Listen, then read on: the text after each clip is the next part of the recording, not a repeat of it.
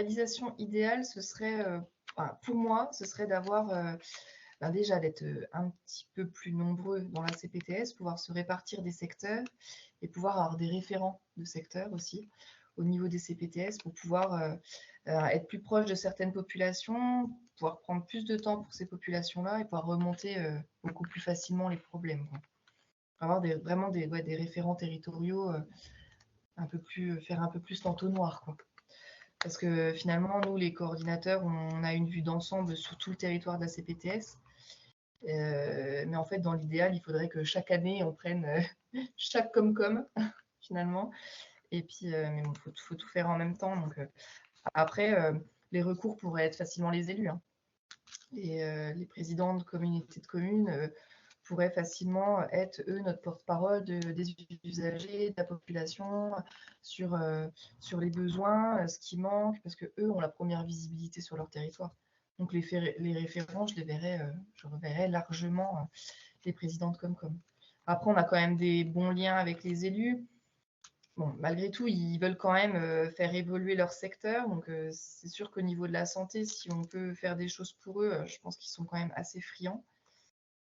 Mais bon, après, il y a toujours ces obstacles financiers, budget libéré par les départements, tout ça. Mais voilà. Oui, je pense. Je pense parce que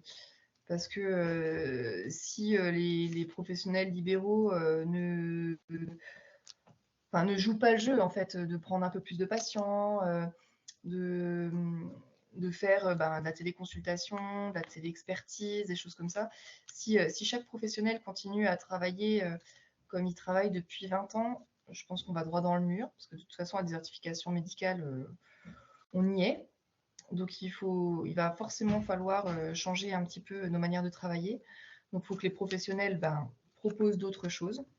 Donc, effectivement, de la e-santé, comme ils appellent ça.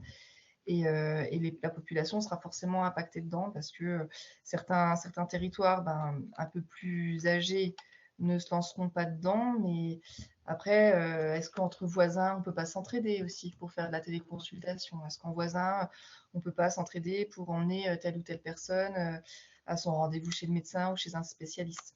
Donc je pense que si, avec une belle chaîne humaine, je pense que la population a largement son rôle pour pouvoir pas sauver un territoire désertifié, mais au moins pouvoir pallier quand même à des urgences vitales et puis à des personnes plus ou moins isolées. Je pense que les leviers principaux, c'est les élus. En fait, sans les élus, les médecins, en gros, ils n'ont pas besoin de faire leur pub pour que les personnes viennent.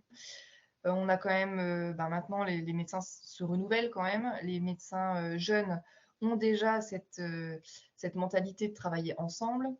Les médecins un peu plus anciens, sauf exception, mais voient bien que de toute façon, il faut que tout le monde s'entende entre eux et se coordonne pour travailler du mieux possible. Donc, au niveau vraiment professionnel de santé, je pense que la chaîne est facilement faite. En 2 ans, moi, de ma CPTS, la coordination entre les professionnels de santé est faite. Mais par contre, pour le développement et le bon fonctionnement de ces CPTS, c'est beaucoup de communication auprès des habitants, ce que nous, on n'a pas forcément l'opportunité de pouvoir faire au niveau des CPTS. Et en fait, c'est du bouche à oreille. Et ça, je pense que ça se fait à travers les communes, au niveau des conseils municipaux, au niveau des élus locaux. Mais je pense que les élus ont une grosse part de développement de l'activité des CPTS.